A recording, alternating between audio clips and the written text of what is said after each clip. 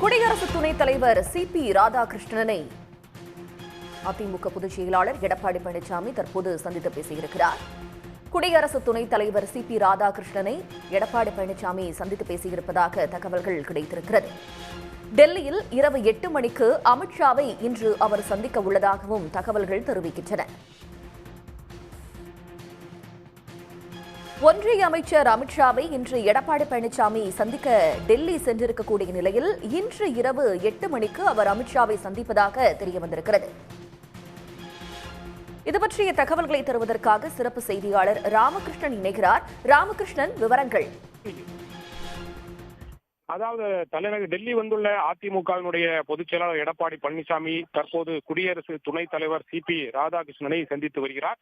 இன்று காலையில் சென்னையில் இருந்து விமானம் மூலம் டெல்லி வந்த எடப்பாடி பழனிசாமிக்கு அதிமுக எம்பிக்கள் தம்பிதுரை, சி.வி. சண்முகம், இன்பதுரை உள்ளிட்டோர் தலைமையில் விமான நிலையத்தில் சிறப்பான வரவேற்பு அளிக்கப்பட்டது. அதைத் தொடர்ந்து தலைநகர் டெல்லியில் உள்ள நட்சத்திர விடுதியில் தங்கியிருக்கின்ற அதிமுக பொதுச் செயலாளர் எடப்பாடி பழனிசாமி அங்கு அந்த நட்சத்திர விடுதியில் அதிமுகவினுடைய எம்பிக்கள் மற்றும் முன்னாள் அமைச்சர்களுடன் ஆலோசனை நடத்தினார். அதைத் தொடர்ந்து சற்று முன்பு தலைநகர் டெல்லியில் உள்ள குடியரசு துணைத் தலைவர் மாளிகைக்கு நேரடியாக வந்த எடப்பாடி பழனிசாமி குடியரசு துணைத் தலைவராக பதவியேற்றிருக்கின்ற சி.பி. ராதாகிருஷ்ணனை சந்தித்தார். இந்த சந்திப்பு என்பது தற்போதும் நடைபெற்றுக் கொண்டிருக்கிறது.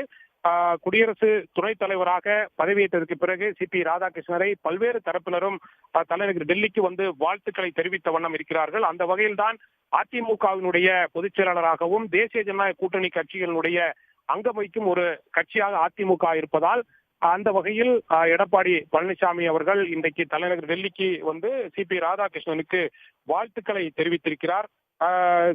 எடப்பாடி பழனிசாமியுடன் அதிமுகவினுடைய எம்பிக்கள் தம்பிதுரை, சி.வி. சண்முகம், இன்பதுரை மற்றும் தனபால், அது மட்டுமல்லாமல் முன்னாள் அமைச்சர்கள் கே.பி. முனுசாமி, திண்டுக்கல் சீனிவாசன் உள்ளிட்டோரும் வேலுமணி உள்ளிட்டோரும் உடன் இருக்கிறார்கள். இந்த சந்திப்பு என்பது தற்போது நடைபெற்றுக் கொண்டிருக்கிறது. மரியாதை நிமித்தமாக ஒரு சந்திப்பு என்பது இது கூறப்பட்டாலும் அரசியல் ரீதியாகவும் இந்த சந்திப்பின் போது விவாதிக்கப்படும் என்று எதிர்பார்க்கப்படுகிறது. ஏனென்றால் சி.பி. ராதாகிருஷ்ணனை பொறுத்தவரையில் குடியரசு துணைத் தலைவராக இருந்தாலும் தமிழ்நாட்டை சேர்ந்தவர், தமிழில் பேசுவார் என்பதன் காரணமாக இவரிடம் பல்வேறு அரசியல் விதமான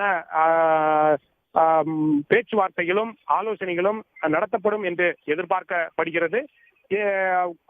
அதிமுகவினுடைய பொதுச் செயலாளர் எடப்பாடி பழனிசாமி குடியரசு துணைத் தலைவர் சந்திப்பிற்கு பிறகு இன்று இரவு மத்திய உள்துறை அமைச்சர் அமித்ஷாவையும் சந்திப்பார் என்று எதிர்பார்க்கப்படுகிறது. இன்று இரவு 8 மணிக்கு அமித்ஷா இவனுடைய இல்லத்தில் இந்த சந்திப்பு என்பது நடைபெறும் என்று எதிர்பார்க்கப்படுகிறது. அந்த சந்திப்பு என்பது மிகவும் முக்கியத்துவம் வாய்ந்ததாக பார்க்கப்படுகிறது. ஏனென்றால் கடந்த வாரம் அதிமுகவில் இருந்து அதிமுகவினுடைய பல்வேறு பொறுப்புகள் இருந்து நீக்கி வைக்கப்பட்டிருக்கின்ற செங்கோட்டையன் தலைநகர் டெல்லிக்கு வந்து உள்துறை அமைச்சர் அமித்ஷாவை சந்தித்து பேசியிருக்கிறார்.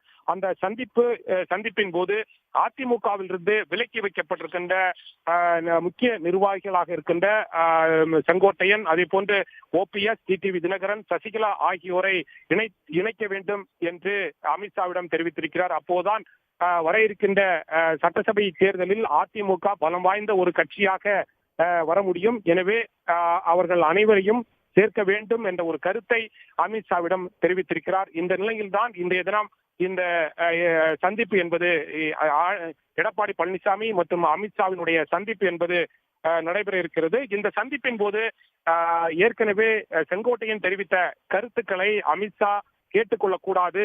ஏனென்றால் அதிமுகவின் கட்சிக்கு எதிராக செயல்பட்டவர்கள் மட்டுமே கட்சியிலிருந்து விலக்கி வைக்கப்பட்டிருக்கிறார்கள். எனவே அவர்களை பொறுத்தவரையில் கட்சியினுடைய விரோத செயல்களில் ஈடுபட்டிருக்கிறார்கள்.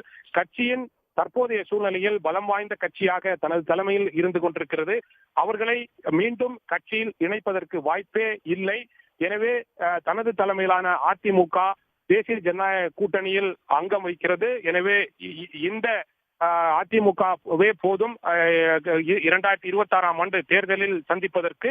எனவே செங்கோட்டையனுடைய கருத்துக்களை நிராகரிக்க வேண்டும் என்ற ஒரு கருத்தையும் வைக்க இருக்கிறார்.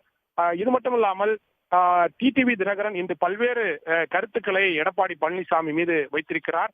குறிப்பாக பாரதிய ஜனதா கட்சி தான் கடந்த 2016ஆம் ஆண்டிற்கு பிறகு தனது ஆட்சியை அதிமுக ஆட்சியை காப்பாற்றியதாக எடப்பாடி பழனிசாமி தெரிவித்திருந்தது முழுமையாக பொய்யான ஒரு தகவல். மட்டுமல்லாமல் எடப்பாடி பழனிசாமி ஒரு பொய்யான தகவல்களை மக்கள் மத்தியில் தெரிவித்துக் கொண்டிருக்கிறார் என்றெல்லாம் பல்வேறு விதமான கருத்துக்களை தெரிவித்திருக்கிறார்.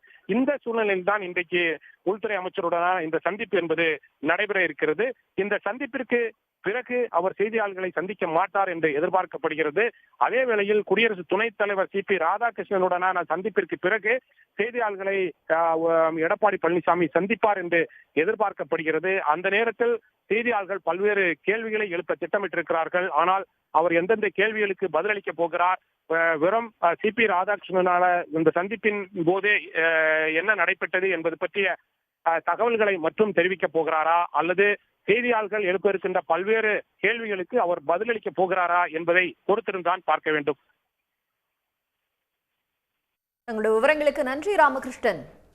உடனுக்குடன் செய்திகளை தெரிந்து கொள்ள சன் நியூஸ் பெல் ஐகானை கிளிக் பண்ணுங்க.